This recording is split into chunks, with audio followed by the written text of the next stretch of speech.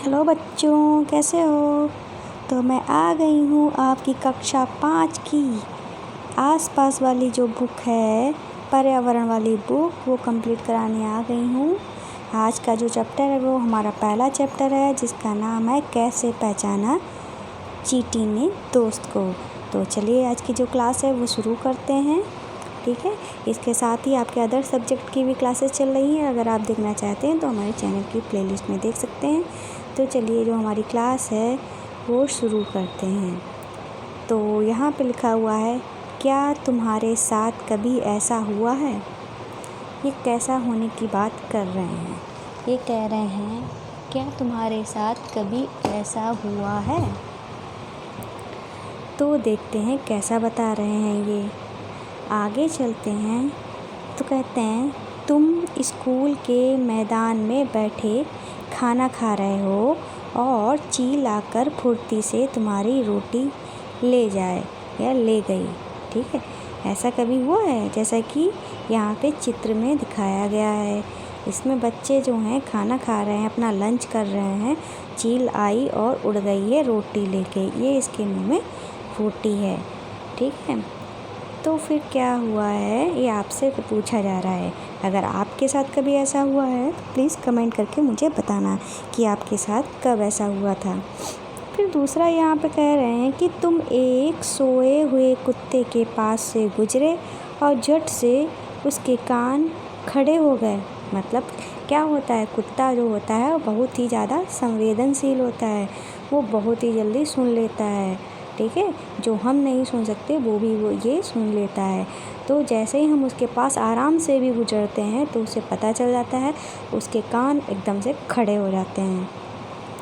खाते समय तुमसे कुछ मीठा ज़मीन पर गिर गया और कुछ ही पल में वहाँ चींटियों का झुंड इकट्ठा हो गया। अक्सर ऐसा हो जाता है, कभी कोई चीज़ गिर जाती है तो चींटियाँ वहाँ कुछ देर बाद आ जाती हैं। ऐसा किस लिए होता है ये हम आपको बताते हैं। फिर ये कहते हैं क्यों होता है ऐसा, सोच कर बताओ।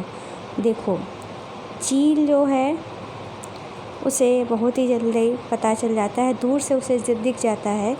ठीक है, उसे जो देखना होता है या दिख जाता है। ठीक है, या हम ऐसा कहें कि चील जो हमारी होती है वो हमसे 4 गुना तेज़ उसकी आँखें होती हैं, दूर से ही चीज़ों को देख लेती है। ठीक है, अगर उसको कोई खाने की चीज़ दिख गई तो लेने आ गई। फिर बात करते हैं कुत्ते की। कुत्ते का तो मैंने बता दिया, उसके कान बहुत ही संवेदनशील होते हैं। बात करते हैं चींटियों की। तो चींटियाँ जो होती हैं, इनके सूंघने की जो पावर होती है ना, बहुत तेज़ होती है। जैसे ही उन्हें महक आती है ना, तुरंत आ जाती हैं। फिर आगे लिखा है, जानवरों में भी देखने, सूंघने, सुनने और महसूस करने की शक्ति होती है।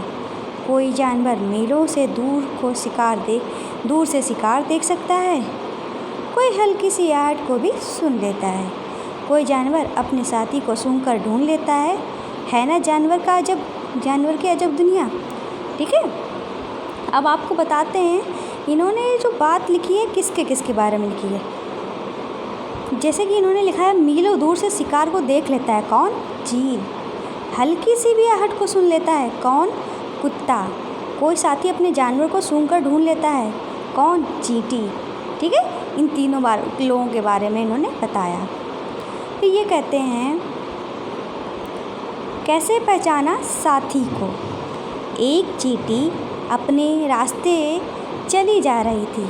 अचानक अपने सामने दूसरी टोली की चींटियों को देखकर वह झट से अपने बिल की तरफ वापस दौड़ आई। बिल के बाहर पहरा दे रही चींटी ने उसे पहचान लिया और बिल में घुसने दिया। मतलब क्या था, ऐसा कैसे हो गया कि चींटी जो थी वो एक रास्ते में जा रही थी, उसको दूसरी टोली दिख गई। फिर वो क्या हुआ, झट से अपने बिल के पास दौड़ आई और बिल के बाहर जो पहरा चींटी दे रही थी उसने उसको पहचान लिया कि हाँ ये हमारी ही टोली की है, और उसको अंदर आने दिया। अगर दूसरी टोली की होती तो उसको अंदर नहीं आने देते। आइए देखते हैं। फिर ये कह रहे हैं सोचो और बताओ।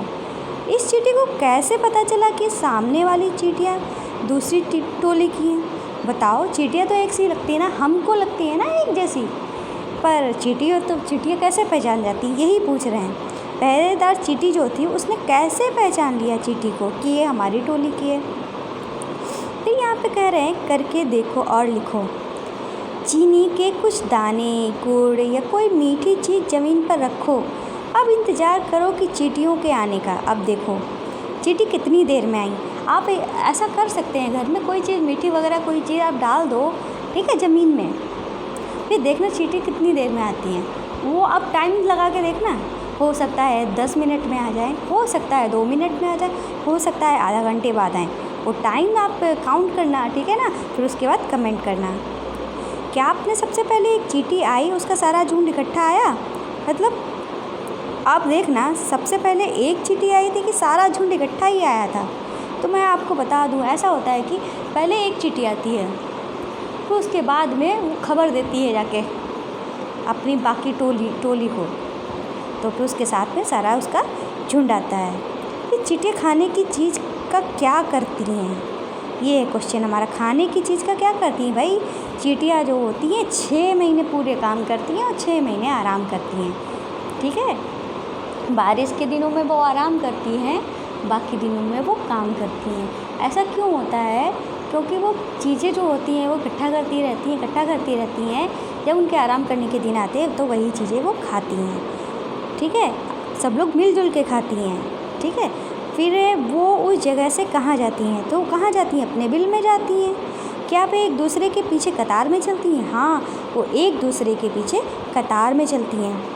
फिर शिक्षक के लिए ये बात कही गई है, मतलब आपके जो टीचर हैं उनके लिए ये बात कही गई है, या कहूँ कि ये बात मेरे लिए कही गई। देखते क्या है।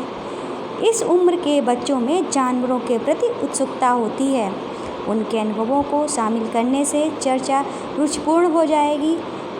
कई ऐसे अवलोकन होते हैं जिनके लिए बच्चों को धीरज और बारीकी से देखने का अभ्यास कराना होगा, ठीक है।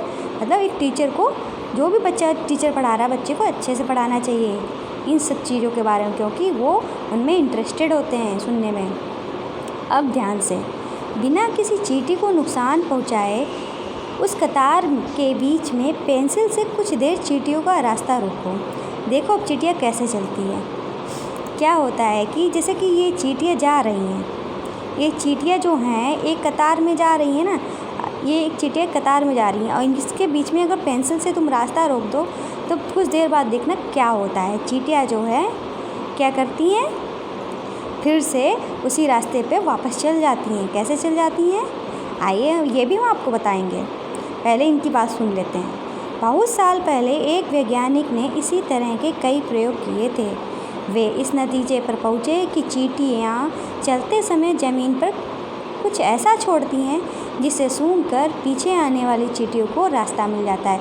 मतलब क्या होता है, चींटियाँ जो होती हैं उनको रास्ता, उनकी आँखें नहीं होती हैं। यह भी आपको बता देते हैं, चींटियाँ जो होती हैं उनकी आँखें नहीं होती हैं, वो बिना आँख के ही एक लाइन में चलती हैं। कैसे चलती हैं? क्योंकि जो चींटी जो होती है वो एक गंध छोड़ दी जाती है, और वो बाकी की जो चींटी होती है इसी गंध के पीछे भागती हैं। इसी गंध के पीछे भागती हैं तो हर चींटी उस गंध के पीछे भागती है, तो हमको लगता है कि चींटियाँ जो होती हैं वो एक लाइन में चल रही हैं। फिर कहते हैं कि क्या अब बता सकते हो, जब तुमने पेंसिल से चींटियों का रास्ता रोका तब उनके ऐसे व्यवहार का क्या कारण था? मतलब क्या क्या कारण था? मतलब उनको दिख तो कुछ रहा नहीं था, लेकिन कुछ देर के लिए वो ठहर गई थी, ये कारण था। फिर उसके बाद गंध तो उनको मिल ही रही थी, फिर वापस वो अपनी लाइन में चली गई। फिर कुछ नर कीड़े मकोड़े अपनी मादा कीड़े की गंध से उसको पहचान लेते हैं। अब कौन कीड़े मकोड़े हैं, आइए आपको बताते हैं। क्या तुम कभी मच्छरों से परेशान हुए हो? भाई मच्छरों से कौन नहीं परेशान होता है। उसकी आवाज़, उसकी भिन भिन कोई 2 सेकंड भी नहीं सुन सकता है। भिन भिन भिन, वैसे जैसे ही आपके कान में आवाज़ आई, आपने तुरंत अपना हाथ मार के उसे भगाया। सोचो उन्हें कैसा पता चलता होगा कि तुम कहाँ हो। मच्छर तुम्हारे शरीर की गंध, खासकर पैरों के तलवे की, और तुम्हारे शरीर की गर्मी से तुम्हें ढूंढ लेता है। भाई तुम कहीं भी बैठे हो, अंधेरे में भी बैठे हो, मच्छर तुम्हें परेशान करने आ जाता है। कैसे परेशान करने आता है, ये देखो इन्होंने बताया है। आपके पैरों के तलवे की जो गंध होती है और आप तुम्हारे शरीर की जो गर्मी होती है उसी से मच्छर जो होता है तुमको ढूंढ लेता है और तुम्हें काट लेता है। फिर है मैं रेशम का कीड़ा हूँ, मैं अपनी मादा को उसकी गंध से कई किलोमीटर दूर से ही पहचान लेता हूँ। ये कौन कह रहा है? रेशम का कीड़ा। रेशम का कीड़ा कैसा है? ये कह रहा है मैं रेशम का कीड़ा हूँ, मैं अपनी मादा, मतलब मादा का मतलब क्या हुआ? मैं अपनी वाइफ, इसकी वाइफ, ठीक है, मतलब जो गर्ल हुई। गर्ल से मतलब आपको समझाने के लिए मैं बता रही हूँ, गर्ल नहीं है। जैसे इस जगत में दो प्राणी होते हैं, एक लड़की होती है, एक लड़का होता है। उसी तरीके से कीड़ों में भी होता है, एक मेल होता है, एक फीमेल होता है। उसी तरह से जो रेशम का कीड़ा है वो अपनी जो उसकी वाइफ है उसके लिए कह रहा है मैं अपनी मादा को उसकी गंध से कई किलोमीटर दूर से ही पहचान लेता हूँ। कौन कहता है? रेशम का कीड़ा। अब बात करते हैं यहाँ पे, क्या तुमने कभी किसी कुत्ते को इधर उधर कुछ सूंघते हुए देखा है? सोचो कुत्ता क्या सूंघता है। तो भाई कुत्ते को तुमने ज़रूर ही सूंघते हुए देखा होगा, जैसे कि यहाँ पे सूंघता हुआ दिख रहा है। सड़कों पर कुत्ते की भी अपनी जगह बटी होती है, मतलब कुत्तों का भी एरिया होता है। ये कहावत तो सुना होगा ना कि इलाके तो कुत्ते के भी होते हैं, तो ठीक है, उसी तरह से कुत्तों के भी जगह बटी होती है, कुत्ते के भी इलाके होते हैं। एक कुत्ता दूसरे कुत्ते के मल मूत्र की गंध से जान लेता है कि उसके इलाके में बाहर का कुत्ता आ गया है। मतलब कुत्ते का अगर यहाँ पे आपको बताते हैं, ये अगर एक कुत्ते का इलाका है, ये दूसरे कुत्ते का इलाका है, इस इलाके का कुत्ता इसमें चला गया तो वो सूसू वगैरह तो करेगा ही, जो करेगा तो इस इलाके का जो कुत्ता था वो उसकी गंध से पहचान लेगा कि हमारे इलाके में कोई दूसरा कुत्ता आ गया है। फिर यहाँ पे देखते हैं यहाँ पे क्या है। फिर यहाँ पे लिखा है लिखो। क्या लिखने को बोल रहे हैं? हम कुत्तों के सूंघने की शक्ति का इस्तेमाल कहाँ कहाँ करते हैं? तो हम कुत्ते की सूंघने की शक्ति का इस्तेमाल हमारे जो आर्मी, CID ऑफिसर, पुलिस, ये सब वगैरह जो होते हैं अक्सर करते हैं किसी चोर वगैरह को ढूंढने में, ठीक है। फिर किन किन मौक़ों पर तुम्हारी सूंघने की शक्ति तुम्हारे काम आती है? सूची बनाओ भाई। जब हमें पता कि कभी दूध जल रहा होता है, कभी कुछ अच्छी सी खाने की खुशबू आ रही होती है, तो हमें सूंघने की शक्ति से हमको पता चल जाता है उन चीज़ों के बारे में। जैसे कि उन्होंने लिखा है खाने की गंध से उसके ख़राब होने का पता चलना, किसी चीज़ के जलने का पता चलना, ठीक है, यही तो मैंने बताया आपको। फिर कह रहे हैं तुम बिना देखे किन जानवरों को उनकी गंध से पहचान सकते हो? उनके नाम लिखो। भाई बिना देखे आप किन किन को, जैसे चूहे की गंध थोड़ी अलग होती है, रैबिट की अलग होती है, डॉग्स की अलग होती है, कुछ अलग होती है। आप पहचान सकते हो। अगर किसी और के बारे में तो आप हमको कमेंट भी करिएगा, अपनी बुक भी भरिएगा। फिर कह रहे हैं किसी 5 ऐसी चीज़ों के नाम लिखो जिनकी गंध तुम्हें अच्छी लगती है। तो जिनकी गंध तुम्हें अच्छी लगती है, फिर कह रहे हैं किन्हीं 5 ऐसी चीज़ों के नाम लिखो जिनकी गंध तुम्हें ख़राब लगती है। इनमें वो नाम लिखने हैं जिनमें अच्छी लगती है, इनमें वो नाम लिखने हैं जिनमें ख़राब लगती है। जैसे कि मुझे ऑमलेट की गंध, समोसे की गंध, ठीक है, और रूह-अफ़ज़ा की गंध, ये अच्छी लगती हैं। और कई सारी कभी कभी होती है किसी के पसीने की बदबू, किसी के मुंह के बदबू, ये जो होती है वो अच्छी नहीं लगती। इस तरीके से आप कुछ भी लिख सकते हो। फिर यहाँ पे कह रहे हैं क्या तुम्हारे सभी साथियों के उत्तर एक से हैं? तो भाई आप अपने क्लास में लिखिएगा, फिर मिलान भी करिएगा कि तुम्हारे और तुम्हारे दोस्त के जो उत्तर हैं वो एक से हैं कि नहीं। फिर यहाँ पे कह रहे हैं चर्चा करो। किस बारे में चर्चा करने को कह रहे हैं देखते हैं। क्या तुम्हें अपने घर के लोगों के कपड़ों से गंध आती है और किसके? तो ये आपको बताना है। अगर आपके घर में, भाई बताओ, आपके घर में अगर किसी के कपड़ों से गंध आती है तो कमेंट करके ज़रूर लिखना, शर्माना नहीं, इसमें कोई शर्म की बात नहीं है। हर बॉडी की एक अपनी गंध होती है। किसी की बॉडी में गंध ज़्यादा होती है तो किसी की बॉडी में गंध कम होती है, ठीक है, लेकिन होती ज़रूर है। कभी किसी भीड़ से भरी जगह जैसे मेले में, बस में, ट्रेन में आज तुम्हें गंध का एहसास हुआ होगा और कैसा लगा? भाई जब गंध आती है ना बहुत बुरा लगता है। वो जैसे कि जी मचला रहा है ना इनका, ऐसे ही जी मचलाने का मन करता है। फिर ये कह रही हैं ऐसा क्यों? आज रजनी को ज़रूरी काम से कहीं जाना पड़ा। अपने 6 महीने के बेटे दीपक को वह अपनी बहन सुशीला के पास छोड़ गई। कहाँ छोड़ गई? जो इसकी माँ थी, बच्चे की माँ, वो उसको कहीं जाना था तो अपनी बहन के पास वो छोड़ गई। सुशीला की अपनी बेटी भी इतनी ही छोटी है। मज़े की बात हुई कि दोनों बच्चों ने एक साथ पोटी कर दी। अपनी बेटी की पोटी धोने के बाद जब वह दीपक की पोटी साफ़ करने लगी तो फटाफट अपने मुंह नाक को दुपट्टे से ढक लिया। मतलब क्या हुआ, जब इसने अपने बच्चे की पोटी साफ़ की तब तो इसे गंध नहीं आई, जब अपनी बहन के बच्चे की पोटी साफ़ करने लगी तो इसको बदबू आने लगी। ऐसा क्यों हुआ? ठीक है, सोचो और चर्चा करो। सुशीला ने अपनी बेटी की पोटी साफ़ करते समय तो मुंह नहीं ढका, लेकिन दीपक की पोटी साफ़ करते समय उसने मुंह ढक लिया। ऐसा क्यों किया भाई बताओ? देखते हैं क्यों किया और आपको बताते हैं। जब तुम कूड़े के ढेर के पास से गुजरते हो, वहाँ की गंध तुम्हें कैसी लगती है? तो भाई बहुत ख़राब लगती है। उस बच्चे के बारे में सोचो जो दिन में कई घंटे कचरे के ढेर से चीज़ें बीनता है। भाई ऐसे बच्चे जो होते हैं उनको गंध ही नहीं आती होगी, इसीलिए तो बीनते हैं, क्योंकि वो उस चीज़ के आदी हो चुके होते हैं। सेम यही चीज़ यहीं पे अप्लाई होती है। वो अपने बच्चे की पोटी जो है रोज़ साफ़ करती थी तो वो उस गंध से आदी हो चुकी होती है। मतलब उसको उस गंध रोज़ साफ़ करते उसमें उसको गंध ही नहीं आती है, वो उस चीज़ को महसूस ही नहीं कर पाती, क्योंकि वो उसका रोज़ का काम है। पर किसी और के बच्चे की पोटी, वो उसकी गंध अलग होती है। ठीक है, वो उस चीज़ की आदी नहीं होती है। जब वो गंध उसके पास आती है तो उसे बदबू आने लगती है। ठीक है, सेम इसी तरह यहाँ पे भी है। कचरा बीनने वाले जो होते हैं वो उनका रोज़ का काम है तो उन्हें गंध नहीं आती है। आप कचरा बीनने वाले तो हो नहीं, तो आपको तो गंध आएगी। फिर है, क्या गंध का अच्छा या बुरा होना सभी के लिए एक जैसा ही होता है, या इसी पर हमारी सोच का असर पड़ता है? भाई इस पर हमारी सोच का असर तो ज़रूर पड़ेगा। और यहाँ पे देख लेते हैं क्या लिखा है इन्होंने। लिखा है, सुशीला के उदाहरण से आम परिवारों में होने वाली एक स्थिति को दर्शाया गया है। चर्चा करके बच्चों को यह समझ बनाई जा सकती है कि अक्सर हम किसी गंध से तब ज़्यादा परेशान होते हैं जब हमारे मन उसको गंदा मानता है। अगर हम मन बना ले कि वह गंध उतना परेशान नहीं करती तो वो हमको नहीं परेशान करेगी। मतलब क्या होता है कि अगर हम किसी चीज़ के बारे में अच्छा सोचते हैं तो वो हमको चीज़ अच्छी लगती है। अगर हम किसी चीज़ के बारे में बुरा ही सोचें, ठीक है, अगर हम सोच लें कि वो इंसान अच्छा नहीं है तो चाहे कितना भी अच्छा कर ले वो हमको अच्छी नहीं लगेगी। ठीक है, जैसा कि अक्सर बच्चों को क्या होता है कि ग्रीन दाल जैसे कि पालक वगैरह जो होता है वो खाने में इतनी बुरी नहीं लगती है, लेकिन उन्होंने अपने मन में एक धारणा बना ली होती है कि हमें पालक की सब्ज़ी नहीं खानी है, तो वो खाते नहीं हैं। और वो खाते भी हैं, अगर उनको ज़बरदस्ती खिलाई भी जाती है तो भी उन्हें अच्छी नहीं लगती है, क्योंकि उन्होंने एक मन में धारणा बना ली होती है कि ये अच्छी नहीं है। ठीक है, समझ में आया होगा आपको अच्छे से। फिर कह रहे हैं कैसे दिखा।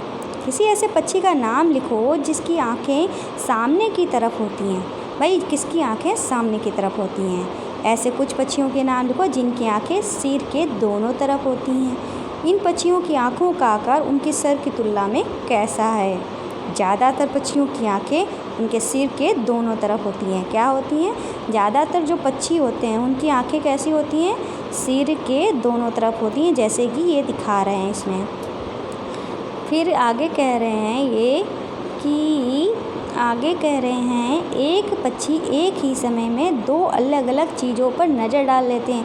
मतलब सिर के दोनों तरफ आँखें हैं, एक तरफ से इधर देख लेते हैं और एक तरफ से इधर देख लेते हैं, दोनों तरफ वो नज़र डाल लेते हैं। जब ये बिल्कुल सामने देखते हैं तब इनकी आँखें एक ही चीज़ पर होती हैं। मतलब जब वो बिल्कुल सामने देख रहे होते हैं तब उनकी आँखें एक ही चीज़ पर होती हैं। तुमने देखा होगा कई पक्षी अपनी गर्दन बहुत ज़्यादा हिलाते हैं। आपने देखा होगा ना, गर्दन बहुत हिलाते हैं पक्षी जो। जानते हो क्यों? ऐसा क्यों करते हैं? ज़्यादातर पक्षियों की आँखों की पुतली जो होती है घूम नहीं सकती। मतलब हम जो हमारी जो आँखें होती हैं, जैसे कि ये हमारी आँख है, ठीक है, हमारी आँख की जो पुतली है, हम आँख को इधर भी कर सकते हैं, इस पुतली को इधर भी कर सकते हैं। अगर हमें इधर देखना है तो हमारी आँखें इस तरीके से इधर हम अपनी पुतली कर लेंगे। अगर हमको इधर देखना है तो हमारी आँखों की पुतली जो है वो इधर हो सकती है। अगर सामने देखना है तो इस तरीके से होगी। ठीक है, पर जानवरों के मतलब पक्षियों के साथ ऐसा नहीं होता है, क्योंकि उनकी पुतली जो है घूम नहीं सकती। वे गर्दन घुमाकर ही आसपास देखते हैं। अगर उन्हें इधर उधर का देखना होता है तो अपनी पूरी गर्दन ही हिलाते हैं और अपनी पुतली नहीं हिला सकते क्योंकि वो स्थिर होती है, ठीक है, और क्योंकि वो घूम नहीं सकती है। तुम भी अलग अलग तरीक़ों से देखो। तुमने अपनी दाईं आँख बंद करो, मतलब तुम अपनी दाईं आँख जो है वो बंद करो और या हाथ से ढक लो।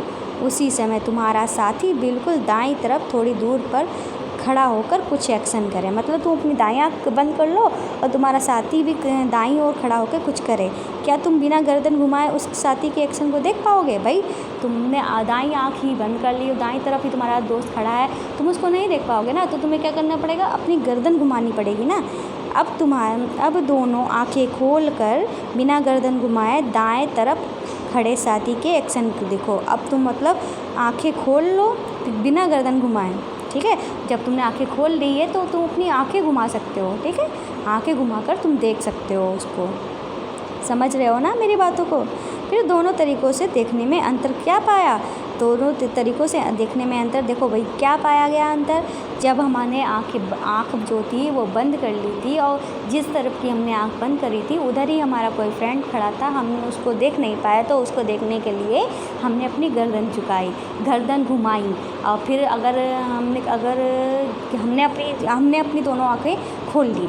फिर हमारा फ्रेंड जो है पीछे ना खड़ा होकर हमारे चारों क्या मतलब तीनों ओर खड़ा है, ठीक है, बस पीछे ना खड़ा हो। पीछे खड़ा होगा क्योंकि पीछे तो हमारी आँख होती नहीं है, हमारी पुतली जो होती है पीछे तक तो नहीं घूम सकती ना, ठीक है। दाएं बाएं घूमती है तो हम दाएं से लेकर बाएं तक हम कहीं भी वो खड़ा हो अब सिर्फ अपनी पुतली घुमाकर उसको देख सकते हैं।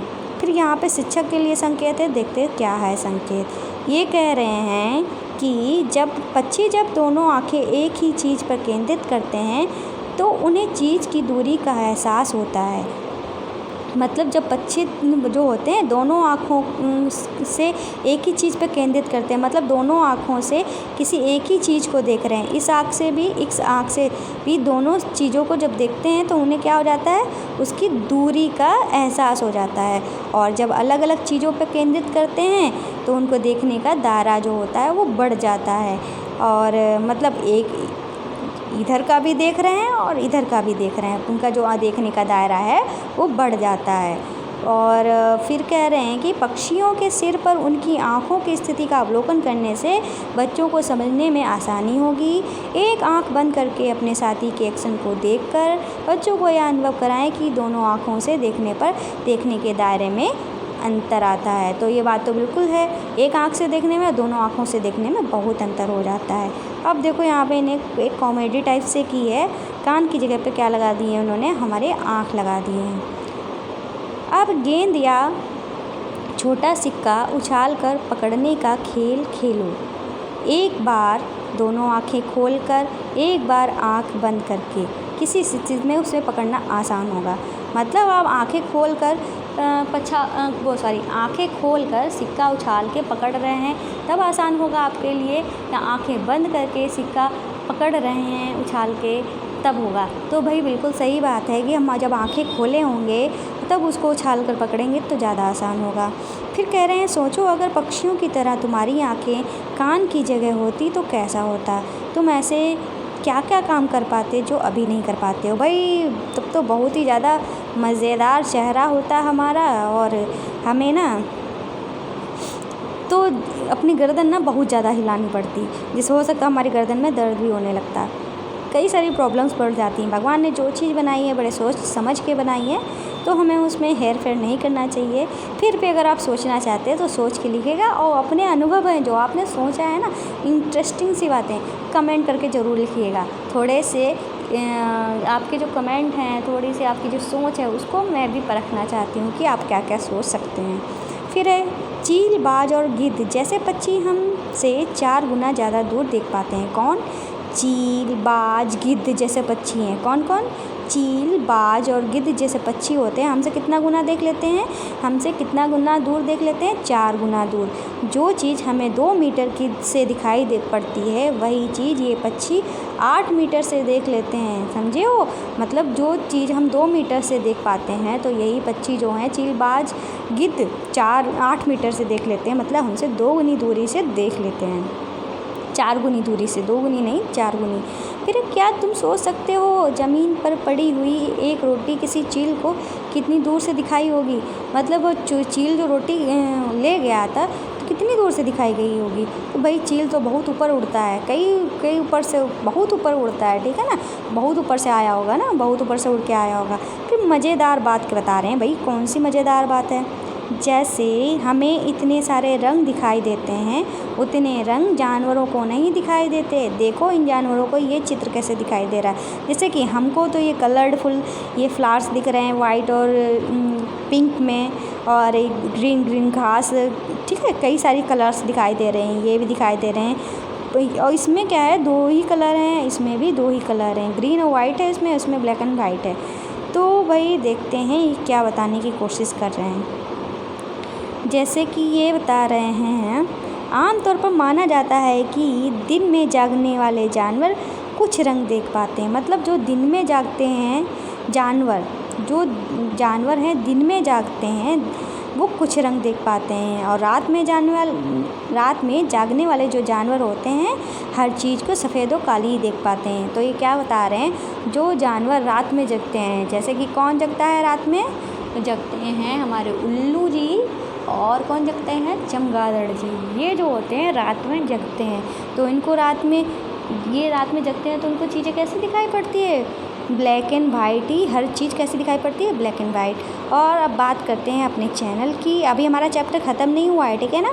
तो ये हमारा जो चैनल है आपने सब्सक्राइब कर लिया होगा तो उसके लिए थैंक यू। अगर नहीं किया है तो झट से कर लीजिए।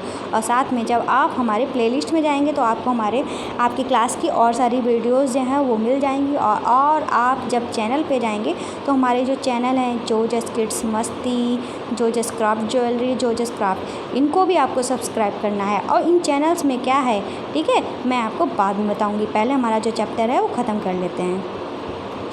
तो यहाँ पे अब देखते हैं कितने तेज हैं कान। तुमने कक्षा 4 में पढ़ा था हमें पक्षियों के कान दिखाई नहीं देते। तो क्या हमने कक्षा 4 में क्या पढ़ा था? हमने कक्षा 4 में पढ़ा था कुछ पक्षी जो होते हैं, कुछ जानवर जो होते हैं जिनके कान जो होते हैं दिखाई नहीं देते। सिर्फ वहाँ पे क्या होता है, एक छेद होता है जो कि बालों से भी ढके होते हैं। अक्सर कभी कभी वो ढके भी नहीं होते हैं। पक्षियों के कान जो होते हैं बालों से ढके होते हैं, पर जैसे कि गिरगिट हुआ और हमारा छिपकली हुआ, मगरमच्छ हुआ, इसके कान, इनके तो बाल ही नहीं होते हैं, लेकिन इनके छिद्र होते हैं, मतलब छेद होते हैं। इनके बाहरी कान छोटे छेद जैसे होते हैं और उनके कान जो होते हैं वो पंखों से ढके होते हैं, ठीक है। बात करते हैं यहाँ पे, लिखो 10 जानवरों के नाम लिखो जिनके कान दिखते हैं। तो कई सारे जानवर हैं, हाथी हुआ, चूहा हुआ, रैबिट हुआ, कई सारे जानवर हैं, आप लिख सकते हो आसानी से। और कुछ जानवरों के नाम लिखो जिनके बाहरी कान नोज़ से बड़े होते हैं। मतलब ये क्या कह रहे हैं, फिर से पढ़ते हैं। कुछ जानवरों के नाम लिखो जिनके बाहरी कान हमारे बाहरी कानों से बड़े होते हैं। तो हमारे बाहरी कानों से तो मैंने बताया आपको, पहली नंबर पे तो हाथी हुआ, दूसरे नंबर पे हम रैबिट रख सकते हैं क्योंकि रैबिट के कान भी हमसे ही बड़े होते हैं, और किसी रैबिट के, अगर बड़ा रैबिट है तो। और कई सारे हुए हैं, जिराफ ले सकते हैं हम, और घोड़ा ले सकते हैं, गाय ले सकते हैं, बैल ले सकते हैं, कुछ भी ले सकते हैं। फिर आगे चलते हैं, फिर क्या सोचना है भाई, देखते हैं। तुम्हें क्या लगता है, क्या जानवर हमारे कान के आकार और उसके सुनने की शक्ति में कुछ संबंध होता है? क्या कह रहे हैं कि ये कह रहे हैं, क्या तुम्हें क्या लगता है कि ये जानवरों के कान के आकार उनके सुनने की शक्ति में कुछ संबंध होता है? तो हाँ भाई, संबंध तो होता ही होगा, इसीलिए हर जानवर के कान जो होते हैं अलग अलग होते हैं। करके देखो, जैसे कि ये स्कूल में कोई शांत जगह ढूंढो। क्या कैसी जगह ढूंढनी है हमको? कोई शांत जगह ढूंढनी है। जैसे इस लड़की ने देखो हाथी की तरह अपने हाथ लगा लिए हैं कान के ऊपर, ठीक है। हर चीज़ के पीछे एक रीज़न होता है या कारण होता है, ठीक है। तो स्कूल में कोई शांत जगह ढूंढो। वहाँ एक बच्चा बाकी बच्चों से थोड़ी दूर खड़ा होकर धीरे से कुछ बोले, बाकी बच्चे उसे ध्यान से सुने, वही बच्चा फिर उतनी ही धीरे बोले। इस बार बाकी बच्चे उनके कानों के पीछे हाथ रखकर सुने। किस बार आवाज़ साफ ज़्यादा सुनाई दी, अपने साथियों से भी पता करो। मतलब कह रहे हैं कि एक शांत जगह ढूंढनी है। फिर जो बाकी जो बच्चे हैं उनसे सभी बच्चे थोड़ी थोड़ी दूर पे खड़े हो जाएं। फिर धीरे से कोई बच्चा बोले कि बाकी बच्चे जो हैं वो एक बच्चा बोले, बाकी बच्चा जो है वो ध्यान से सुने। फिर से उतनी ही धीरे बोलो। मतलब अपने हाथ की जो पोजीशन है, जैसे कि इसने हाथ लगाए हैं, हाथ की पोजीशन है वो चेंज करते रहो, कभी कैसे कभी कैसे। तो आप उन आवाज़ों में जो अंतर है वो आप कर सकते हो कि कैसा कैसा हाथ के पोजीशन चेंज करने पे आपको कैसा कैसा सुनाई देता है। तुमने अपने कानों पे हाथ रखकर कुछ बोलो, अपनी आवाज़ सुनाई देती है ना। मतलब आप ही बोल के देखो, अपने हाथ भी कान पे रखो तो आपको भी आवाज़ सुनाई देगी। ये तो आपने खूब किया होगा, नहीं किया होगा तो करके देखिएगा, बहुत मज़ा आता है। कोई डेस्क हो, कोई टेबल हो, ठीक है, उस पर कान रखो और अपने हाथों से उस पर आवाज़ करो ढोलक की तरह, तो सुनने में ना बहुत ही मधुर आवाज़ आती है। फिर देखते हैं इन्होंने क्या लिखा है। एक बार डेस्क को बजाओ, कैसी आवाज़ आती है। अब जैसे चित्र में दिखाया गया है वैसे डेस्क कान पे लगाओ। एक बार फिर अपने हाथ से डेस्क बजाओ, कैसी आवाज़ आती है। दोनों आवाज़ों में कुछ अंतर होता है। मतलब एक बार बिना कान लगाए बजाओ, ठीक है, फिर कान लगा के बजाओ, फिर दोनों में क्या अंतर आता है। कान लगा के बजाते हैं तो बहुत ही मज़ा आता है, ऐसे तो हमको नॉर्मली आवाज़ सुनाई देती है। फिर बात करते हैं, सांप भी कुछ ऐसे ही सुन पाता है, उसके बाहरी कान नहीं होते। सांप जो होता है उसके बाहरी कान नहीं होते हैं। ज़मीन पर हुए कंपन को वह सुन पाता है। बताइए, उसके कान तो होते नहीं हैं, वो ज़मीन में हमारी जो धरती है हमेशा कंपन करती है, लेकिन हमारा सांप होता है उसके कान तो होते नहीं हैं, तो वो रहता तो ज़मीन पे ही चलता है ना। तो क्या होता है कि हमारी जो लेयर्स होती हैं वो हमेशा खिसकती ही रहती हैं, लेकिन इतनी धीमे खिसकती हैं कि हमको कुछ उनका एहसास नहीं हो पाता है, ठीक है। तो एहसास नहीं हो पाता है। पर सांप जो होता है सरीसृप प्राणी है, मतलब सरकने वाला, ज़मीन पर चलने वाला प्राणी है, वो इन सब चीज़ों को उनके कंपन से पहचान लेता है, ठीक है। फिर बात करते हैं हम यहाँ पे क्या लिखा हुआ है। यहाँ पे आवाज़ें अलग अलग। जंगल में ऊंचे पेड़ पर बैठा लंगूर पास आती मुसीबत जैसे शेर चीता को देखकर एक खास आवाज़ निकालकर अपने साथियों को संदेश देता है। इस काम के लिए पक्षी भी खास आवाज़ें निकालते हैं। मतलब क्या होता है, जब संकट होता है या खुशी होती है तो ये जो लंगूर और कुछ खास पक्षी जो होते हैं अलग अलग सिचुएशन में, अलग अलग बातों में अलग अलग तरीके की आवाज़ निकालते हैं। जैसे ही कह रहे हैं कि कुछ पक्षी अलग अलग खतरों के लिए अलग अलग आवाज़ें निकालते हैं। जैसे उड़कर आने वाले दुश्मन के लिए एक तरह की आवाज़ होती है और ज़मीन पर चलकर आने वाले के लिए दूसरी तरह की आवाज़ होती है।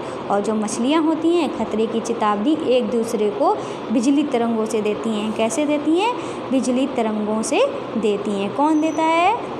मछलियाँ देती हैं। आगे चलते हैं तो यहाँ पे लिखा है, कुछ जानवर तूफ़ान या भूकंप आने से कुछ समय पहले ही अजीब हरकतें करने लगते हैं। जो लोग जंगल में रहते हैं और जानवरों के इस व्यवहार को समझते हैं वे जान लेते हैं कि भूकंप आने वाला है या कुछ अनहोनी होने वाली होती है।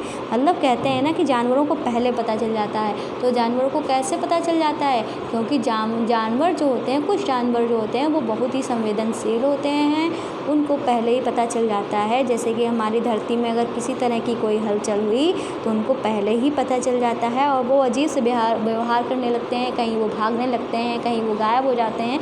कुछ ना कुछ ऐसे हरकतें हो जाती हैं जो इनके इस व्यवहार को समझने वाले, उनके आसपास रहने वाले जो लोग होते हैं वो समझ जाते हैं और उस अनहोनी से बच जाते हैं।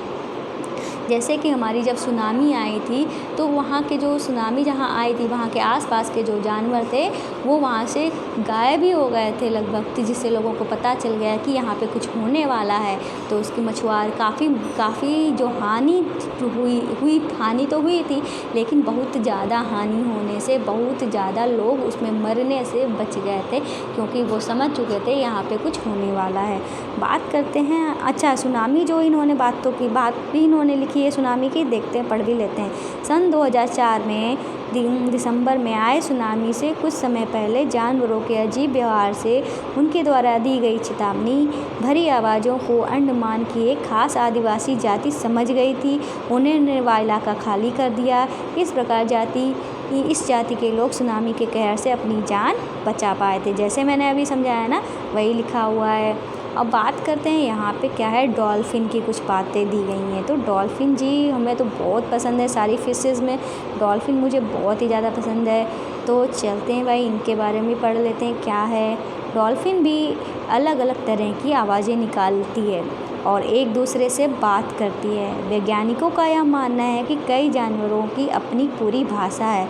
तो भाई कई वैज्ञानिक मानते हैं कि जानवरों की भी अपनी एक भाषा होती है और इनका कहना है कि ये जो डॉल्फिन्स जो होती हैं अलग अलग तरह की आवाज़ें भी निकालती हैं और ये बात भी करती हैं एक दूसरे से, पर इनको किसी ने ऐसा करते हुए देखा नहीं है। बस एक ये खोज की गई है कि हाँ ऐसा होता है।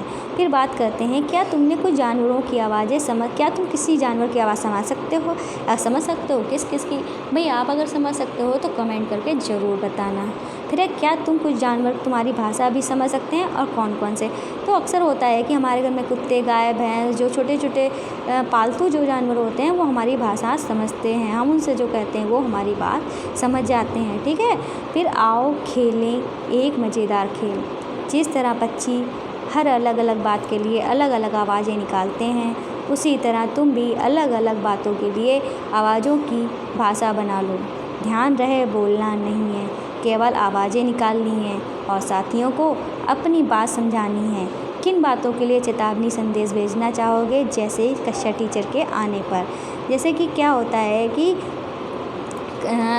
कक्षा टीचर के आने पर क्या होता था कि जैसे ही वैसे तो बच्चे बहुत शोर मचाते हैं, एकदम से टीचर जब आने वाला होता है बच्चे बोलते नहीं, कैसे इस टाइप का कुछ करते हैं ना, ओंठों पे उंगली रख के और एकदम शिश, तो सब बच्चे समझ जाते हैं कि भाई टीचर आने वाला है। ये भी एक तरीके का ही संकेत होता है बिना बोलकर। तो आगे चलते हैं, क्या लिखा है, कितना सोएं। बहुत से जानवर किसी खास मौसम में लंबी गहरी नींद में चले जाते हैं। ठीक है, तो ये कह रहे हैं कि बहुत से जो जानवर होते हैं क्या करते हैं, किसी खास मौसम में गहरी लंबी नींद में चले जाते हैं और लंबी भी इतनी कि महीनों तक दिखाई नहीं देते। ठीक है, मतलब कुछ जानवर जो होते हैं, जैसे मैंने चींटियों को बताया कि किसी खास मौसम में वो दिखाई ही नहीं देते, कभी किसी खास मौसम में खूब दिखाई देते हैं। ऐसे ही कुछ जानवर होते हैं। क्या तुमने कभी ध्यान दिया है कि सर्दियों के दिनों में अचानक ही छिपकलियाँ जो होती हैं कहाँ चली जाती हैं? गुम हो जाती हैं, गायब हो जाती हैं। वो क्या करती होंगी? तो वही छिपकलियाँ जो होती हैं सर्दियों में सोती रहती हैं। पाठ पढ़ते हैं, क्या लिखा है। पाठ में कुछ जानवरों को उदाहरण दिए गए हैं जिनमें उनकी संवेदनशील ज्ञानेंद्रियों की बात की गई है। इस पर शब्द का इस्तेमाल नहीं किया गया। अन्य और जानवरों के ऐसे ही व्यवहार के बारे में जानने के लिए बच्चों को अखबार और टीवी पढ़ने का उपयुक्त कार्यक्रम देखने के लिए प्रेरित करें। क्या मतलब ये कह रहे हैं कि भाई बच्चों, आप लोगों को क्या करना होगा, अगर आप जानवरों को और पास से जानना चाहते हैं तो आपको क्या करना होगा, अपना डिस्कवरी चैनल जो होते हैं ना, नेशनल ज्योग्राफी, वो देखा करो, बहुत ही ज़्यादा हेल्प होगी। हम बात करते हैं स्लॉथ की। ये जो है वो स्लॉथ है, भालू की तरह लगता है पर भालू नहीं होता है। देखो यहाँ पे लिखा है, ये भालू जैसे दिखते हैं पर भालू नहीं हैं। ये दिन के करीब 17 घंटे पेड़ों से उल्टे सिर लटक कर मस्ती से सोते हैं। मतलब उल्टे लटक कर सोते हैं। कितने घंटे? 24 घंटे में 17 घंटे सोते हैं। ये जिस पेड़ पर रहते हैं उसी के पत्ते खाकर पलते हैं, इसलिए इन्हें कहीं और जाने की ज़रूरत ही नहीं पड़ती। जब ये अपने पेड़ के सारे पत्ते खा लेते हैं तब वे पास के पेड़ पर चले जाते हैं। ये लगभग 40 वर्ष के अपने पूरे जीवन में मुश्किल से 8 पेड़ों पर घूमने की तकलीफ़ उठाते हैं। मतलब ये 40 साल जीते हैं और 40 साल जीते हैं मतलब ये 8 पेड़ों पर रहते हैं लगभग पूरे जीवन में। ये सप्ताह में एक बार ही शौच के लिए पेड़ से नीचे उतरते हैं। मतलब जब इनको पॉटी वगैरह आती है तभी ये नीचे उतरते हैं। वो भी कब उतरते हैं? सप्ताह में एक बार। और कितने वर्ष जीते हैं? 40 वर्ष जीते हैं। और पूरे जीवन में कितने पेड़ बदलते हैं? लगभग 8। और जिस पेड़ पे रहते हैं उसी के पत्ते खा लेते हैं। ठीक है। और रहते कैसे हैं? 24 घंटे में 17 घंटे उल्टे लटक कर सोते हैं। ठीक है। जिस पे रहते हैं उसी के पत्ते खाते हैं। बात करते हैं यहाँ पे, ये कह रहे हैं कुछ इन्होंने समझाया है। स्लॉथ का जगना, जैसे कि हमारे 24 घंटे होते हैं ना एक दिन में, तो ये तो हो गए आधे। मतलब कितने हो गए? 24 का आधा 12 होता है ना, तो ये तो 12 हो गए। अब ये भी इधर भी 12, इधर भी 12, और 12 का आधा कितना हो गया बता सकते हो? 6। तो ये हमारा कितना हो गया? 6। 12 और 6 कितना हो गया? 18 हुआ ना, 18 घंटे। ठीक है। और बात करते हैं यहाँ पे, ये कह रहे हैं अगर स्लॉथ के सोने और जागने की प्रक्रिया 24 घंटे की घड़ी में दिखानी है तो ऐसी दिखेगी। अब बात करते हैं छिपकली की, तो छिपकली के लिए सर्दियों की घड़ी कैसे दिखी गई? भाई छिपकली जो है पूरा ही सर्दियों में तो पूरी सोती ही रहती है ना, तो उसकी घड़ी सोती हुई मिलेगी। बात करते हैं यहाँ पे, कुछ चित्रों में कुछ जानवरों के सोने के समय को दिखाया गया है। हर चित्र के नीचे लिखो कि वह जानवर एक दिन में कितने घंटे सोता है। जैसे कि गाय है, 24 घंटे होते हैं ना, 24 घंटे टोटल होते हैं। पहली बात तो इसे काउंट करते हैं, एक खाने कितने खाने हैं? 1 2 3 4 5 6 7 8 9 10 11 12, 12 खाने हैं। तो मतलब 12 खाने हैं और घंटे कितने होते हैं? 24 घंटे होते हैं और 12 खाने हैं। मतलब एक खाना जो हो गया वो कितने घंटे का हो गया? 12 दूनी 24 होता है ना, तो 2 घंटे का हो गया एक खाना। तो गाय कितना सोती है? 2 खाने हैं ना, तो 2 गुणे 2। मैं तो आपको मैथ पढ़ाने लगी, कोई बात नहीं, मैथ आप मैथ के टाइम पढ़ना। फ़िलहाल मैं अभी ऐसे ही आपको बता रही हूँ। तो गाय कितना सोती है? 4 घंटे। अगर आपसे पूछा जाए गाय कितना सोती है? 4 घंटे। सांप की अजगर है, ये जो अजगर कितना सोता है? भाई 2 2 4 और 2 6, 6 घंटे घटा दो। 24 में से 6 घंटे अगर घटा देते कितना आ जाता है? 18 घंटे। 18 घंटे सोता है। ये जो ब्लैक ग्रे वाला है उतना सोते हैं। मतलब कितना सोता है? अजगर जो है वो 18 घंटे सोता है और गाय है वो 4 घंटे सोती है। जिराफ की बात करते हैं, वो तो भैया बहुत ही कम सोता है, 2 घंटे सोता है। कितना सोता है? 2 घंटे। ये तो पूरा आधा आता है। ये बिल्ली है जो 12 घंटे सोती है। तो अगर आपसे क्वेश्चन पूछा जाए अजगर कितना सोता है तो आपका आंसर होगा 18। गाय कितनी सोती है तो आपका होगा 4 आंसर। जिराफ कितना सोता है तो होगा 2 घंटे। और बिल्ली कितना सोती है तो होगा 12 घंटे। स्लॉथ कितना सोता है? वो होता है 17 घंटे। यहाँ पे लिखा है अपने आसपास किसी जानवर को देखकर क्या तुम्हारे मन में कुछ प्रश्न उठते हैं? प्रश्न उठते हैं तो कौन से प्रश्न उठते हैं? कोई 10 प्रश्न बताओ और लिखो। जिस जानवरों के सोने और जगने के समय को 24 घंटे की घड़ी में बताकर 1/3 की समझ का उपयोग कर सकते हैं। ठीक है। मतलब कि आप, जैसे मैंने आपको समझाया वही समझाने को कह रहे हैं। जैसे कि बाघ की बात की गई है, ये हमारा एक बाघ दिया है। कौन दिया है? बाघ। बहुत ही खतरनाक होता है। आइए इसके बारे में जानते हैं, बाघ के बारे में। बाघ अंधेरे में हमसे 6 गुना बेहतर देख सकता है। कितना गुना बेहतर देख सकता है? हमसे 6 गुना बेहतर देख सकता है। फिर ये कह रहे हैं, अब बाघ की मूँछों की बात हो रही है। बाघ की मूँछें हवा में हुए कंपन को भाप लेती हैं और उसे शिकार की बिल्कुल सही स्थिति का पता चल जाता है। इससे उन्हें अंधेरे में रास्ता ढूंढने में भी मदद मिलती है। मतलब उनकी जो मूँछें होती हैं बाघ की, उतनी ज़्यादा संवेदनशील का मतलब इतनी ज़्यादा सेंसिटिव होती हैं कि जो हवा में हल्की सी भी हवा चल रही होती है वो उनको पता चल जाता है। और आपको बताएं कि पत्तों के पीछे अगर कोई भी जानवर कितनी भी चालाकी से क्यों ना जा रहा हो बाघ से बचने के लिए, लेकिन थोड़ी सी हलचल तो होगी ही। अगर हलचल ना भी हो, बहुत माइनर सी हलचल हो, तो भी बाघ की जो मूँछें होती हैं वो पता कर लेती हैं और उसे इतना भी पता चल जाता है कि वो जो शिकार है कहाँ पे है, तो वो तुरंत उसको अंधेरे में भी शिकार कर लेता है। फिर बात करते हैं यहाँ पे क्या लिखा है। बाघ अपने इलाके में मूत्र करके अपनी गंध छोड़ते जाते हैं। यह इलाका कई किलोमीटर बड़ा हो सकता है। एक बाघ किसी दूसरे बाघ के मूत्र की गंध को झट से पहचान लेता है।